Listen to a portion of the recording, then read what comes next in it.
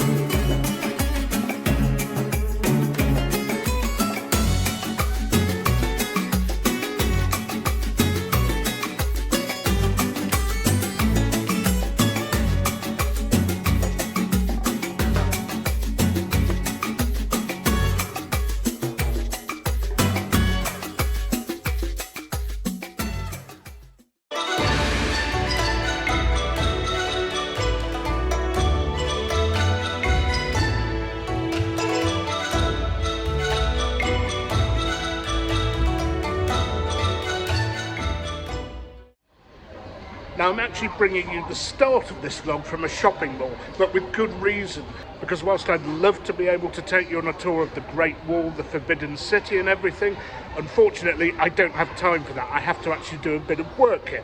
But what I do have time for is to bring you some food. And in China, and in fact most of Asia, for a quick lunch, a shopping mall is as good as any place to eat. Popular with the Chinese and very popular with me. I've had some great meals here in Chinese and Far Eastern shopping malls.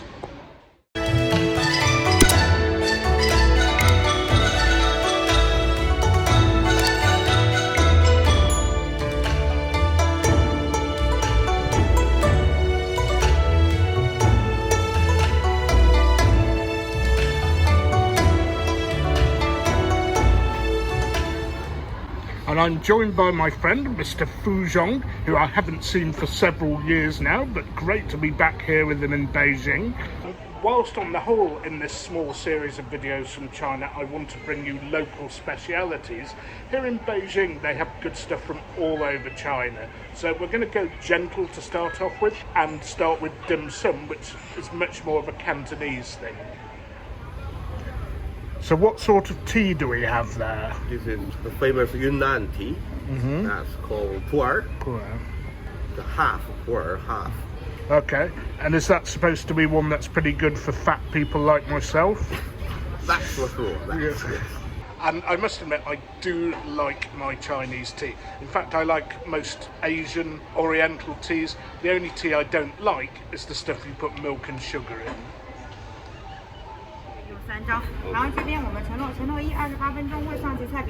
Okay, Muttonistas, the first dish has arrived. I was absent filming when Fu ordered all the dishes, so I'm not actually sure what's coming. And of course you might say, oh well, mutton, all these names of the dishes and the restaurants and the descriptions are in Chinese. Well, I leave that to him because I can't read any of it. But I've been here quite a few times in China and I do know a lot about a lot of the dishes. Now, first of all, we have spring rolls. I made the joke off camera, so I'll repeat it. If they're not spring rolls, then I'm a Chinaman. Those look like har cow, the prawn dumplings. And what is this? This is their own invention. Yeah. I think it's eggs in there. Okay. But I'm not so sure. But you taste will like crab. Okay. And what do we dip the dim sum? I mean, when we have dim sum in Manchester, we usually have chili oil. Is that the incorrect thing to dip? Cantonese, the low chili. Okay. And is that a sponge cake? Yes. Okay. It's going to be a little bit sweet. Yes. Tea and cake for the lads. Now, My use of chopsticks is not quite classical, but I get the job done. I'm okay at using them. In this part of China you can easily get a knife and fork, but in other parts of China not so easy. So probably best if you come here just to start using them and getting used to them. Yes, egg mayonnaise and shrimp, most unusual for a dim sum. Now time for the prawn dumpling, and a good bellwether for me as to how well they make their dim sum is this, the har khao, because it's one you get in every single dim sum restaurant all over the world, including in Manchester. And the dip apparently was made from chicken, which I wasn't expecting at all. Now as for that prawn dumpling, that was really good. The pastry on the dumpling was not too heavy and thick at all, and the filling was very fresh and tasty. Now, time for the spring roll.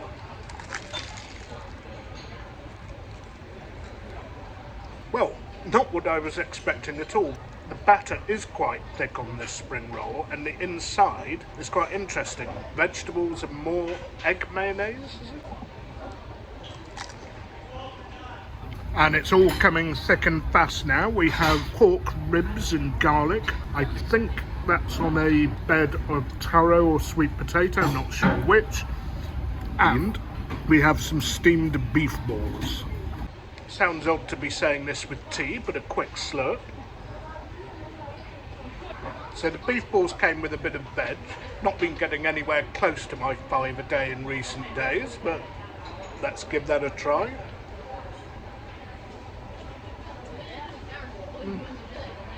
Garlicky and crispy. Now whilst the Chinese might overcook their meat or just cook it well done most of the time, they don't with their vegetables. Their vegetables are always very crisp and lightly cooked. And now the beef ball, which is something I actually shy away from in UK dim sum restaurants or Cantonese restaurants, simply because, well, they don't actually taste that much of beef. That is different gravy muttonistas. I can taste beef, garlic, ginger, all very flavoursome. Now time for a whib. Absolutely smeared in garlic, that is lovely. That actually is consistent with what we get at home. And those mini ribs are bone-in, something you do actually have to get used to when you come to China. You're not going to avoid bones, unless of course you want to go for steak and chips at your hotel restaurant. Okay, so we're keeping it light for lunch because we've got quite a big dinner to go to in not too many hours' time. So I'll be back with you after I've finished munching away on these delectable dim sum. Wow, that was a great start to the trip. Very light, but very tasty. Now, again, I said I don't have much time to film on this trip. That is true, because I have some work to do. And I've been shopping for camera equipment. So, I'm going to take you back to my hotel room, give you a quick tour of the room, and explain exactly what I've bought before we go off for one of Beijing's most famous dishes for dinner tonight.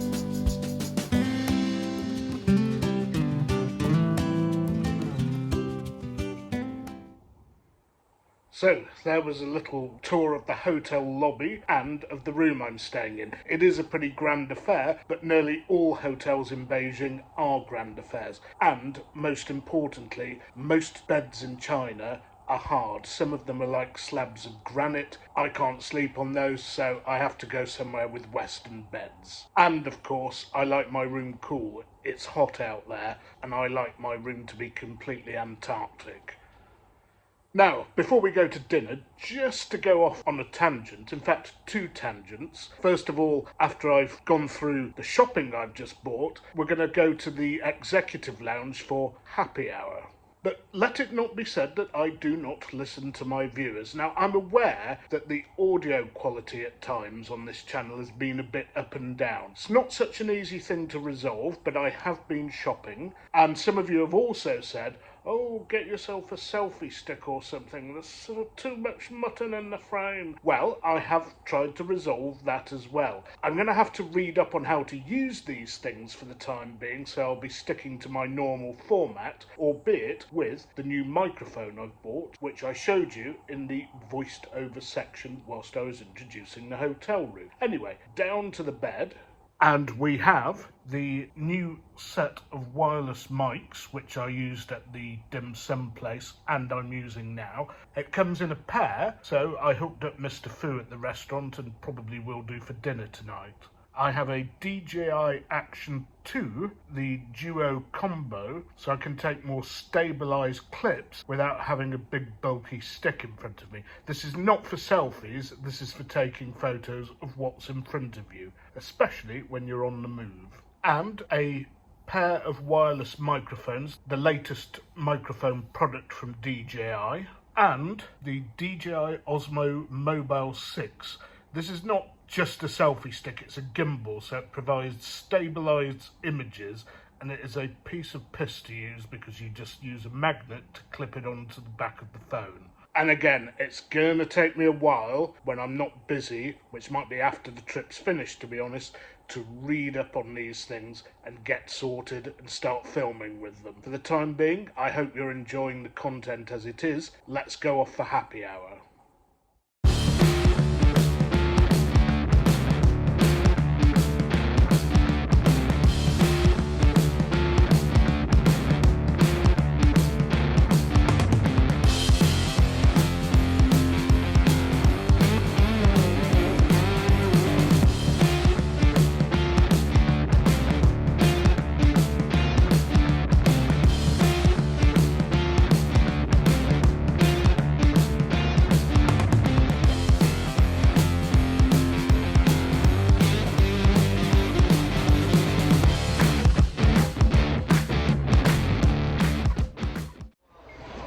Muttonistas, it's dinner time. Now, you might have noticed that it's actually daylight here. We're not in Spain at the moment, and at this time of the evening, 6:30, I have been known to still be finishing my lunch. But we're in China, people eat a little earlier, and this is probably even a little early for China. But we are going for something today that even the most squeamish of you, when it comes to Chinese food, would appreciate. It's Beijing's most famous dish, Beijing roast duck. And our restaurant is called PEKING Chamber, which is on the 8th floor of the shopping mall or business emporium, not quite sure what it is.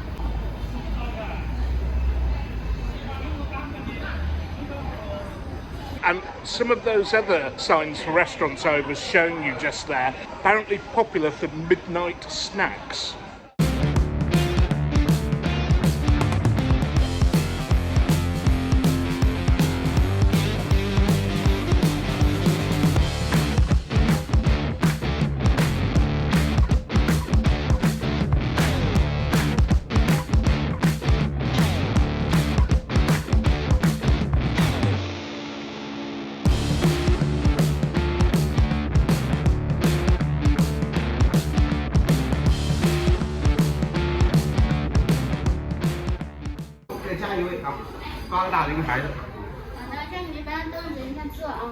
Now, most restaurants in China do offer a private dining area or some private rooms and tables. Of course, you can eat in the main restaurant. I often have done that. But more often than not, we tend to eat in these private dining rooms. Not as if we're going to overdo it in here, are we, folks?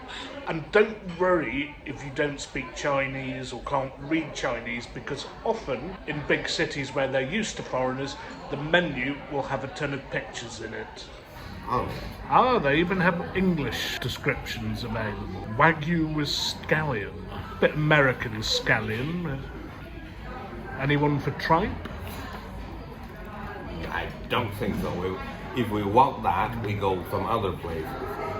So you get the gist, folks. You can always order in these places. Well, the first dish has arrived. Apparently it's a complimentary dish, and most of the people dining haven't arrived yet, and it is melon. Now, a bit odd for me, that is, to be served melon at the beginning of a meal, but I do remember back in the day, melon and Parma ham, sometimes with port, was a popular starter in Britain.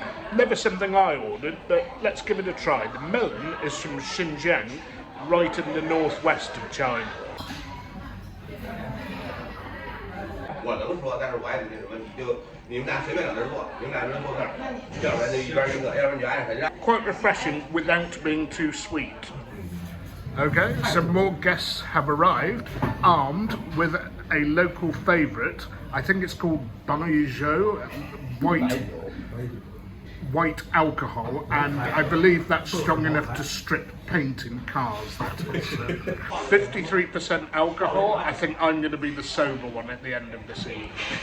没事，聊你可以聊。这是那个 master hand， hand break， 你那个咱 Yes, decanting the evil white liquid. We'll have one toast, then to welcome Uncle Jason here, then we'll have ourselves about this. Ah, Right, come on, man. Cheers. Cheers. well, as instructed, Muttonistas, I'd better have a quick slurp. Yes. So what has arrived here, Fu? That's the Master palms of ducks. duck Duck palm with master feet. sauce. Duck feet. Duck feet. Yes. Duck feet, okay. That's the traditional local Beijing style. The sauce is A mustard sauce, okay. It's going to been be shoved very in strong. front of me, so... going to be very strong. Okay, Be strong careful. mustard I'm used to. Be careful. Your favourite? Yes. Okay.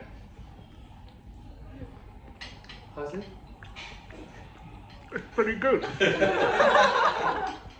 A bit gelatinous, as you'd expect, and the mustard isn't as strong as they were trying to make out. 我点了吗？你确定我点这个吗？ Oh, what is it? 反正是面粉做的。要按中文先翻译 wheat， 你要先翻译成 Fried sausage。 wheat No. powder. Ah, a sort of... Flour. I think. Okay. And I think with respect to the dish, I'll save my stomach space for something a little more meaty. Now, this I was not expecting at all. Salad with Olive oil. olive oil dressing. Yes. Now, if I were a betting man, I would bet on that dressing being a bit sweet. We'll see. Okay, I'm treading cautiously here because, first of all, the salad's washed in water, but secondly, because of the sweet dressing. Let's try again. 豆腐丝儿。对，京椒羊肉拌豆腐，这个豆腐更多是。 So the dressing does have a nice vinegary taste, but it's also a little bit sweet. So with the greatest of regrets, Muttonistas, I'm going to have to concentrate on the meat.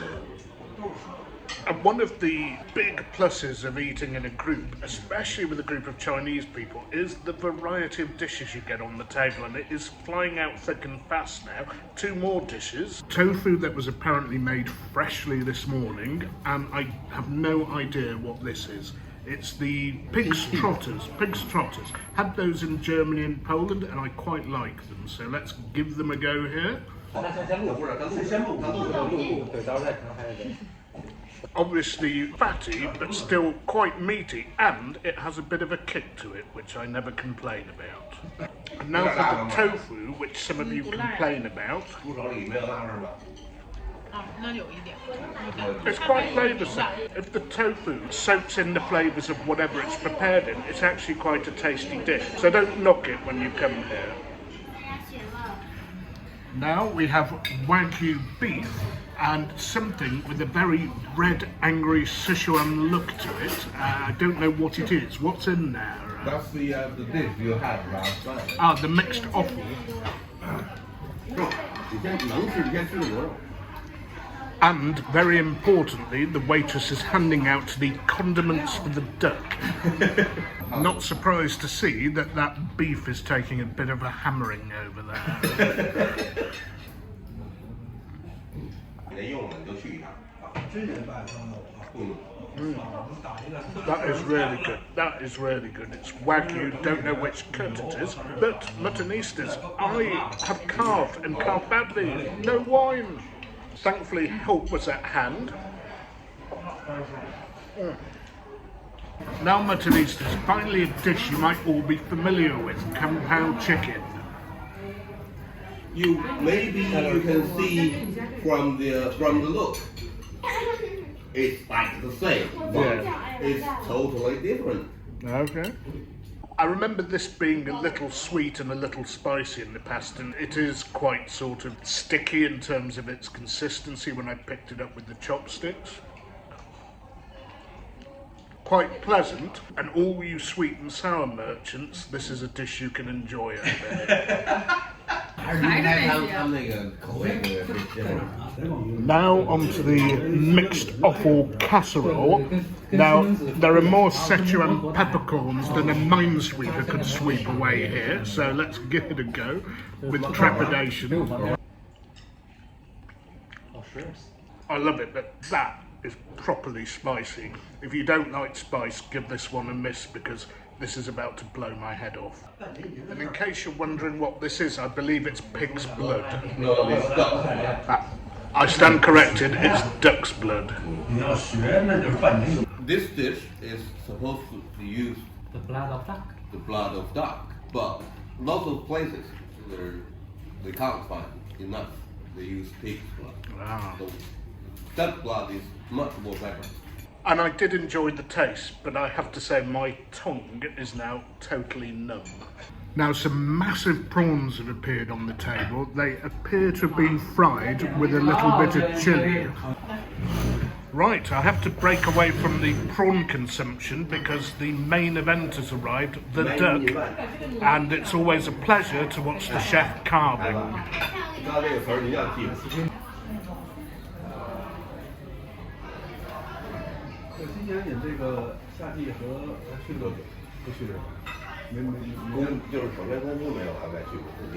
Now, as you can see, the chef's taking great care with the skin. The skin is the most important part of the duck. All the fat, all the flavour, all the marination lies in the skin. Got some skin. As it should be. And for those of you who think, oh no, the skin is fatty, I just want the flesh, there's a reason why people here eat the skin, because it's tastier. Man up, Muttonistas, and try it. I mean, look at that, glistening with juices. I've no idea how many years it takes to become a professional carver of duck. Only 2 months, there's hope for me yet in the catering industry. That duck looks so mouth-watering, we'd better take a quick slurp in preparation.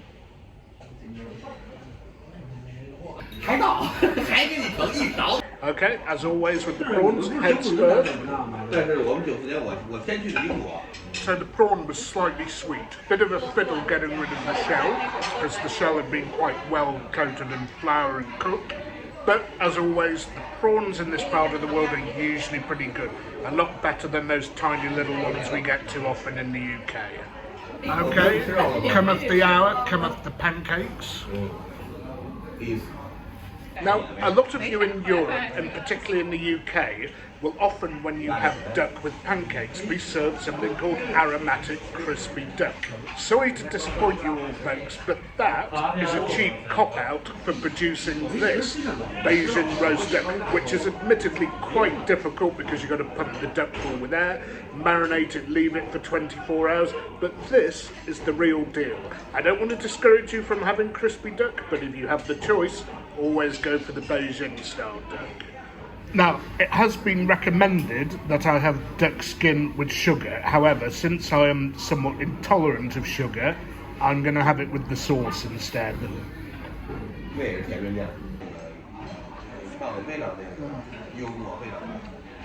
Rich, fatty and tasty.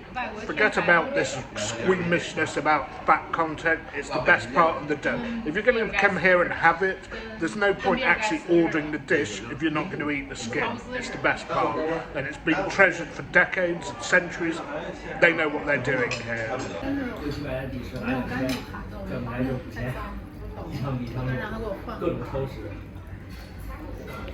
Now, just for quality control purposes, I do have to reconfirm that the duck skin and the sauce goes well with Bordeaux red wine. 你后边顶个该跟那个死背街这儿去过了吗？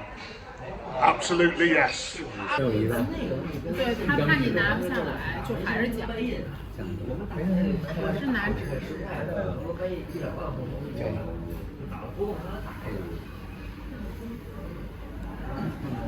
肯定是。但是一定被人吸尘了，一定被人吸尘了。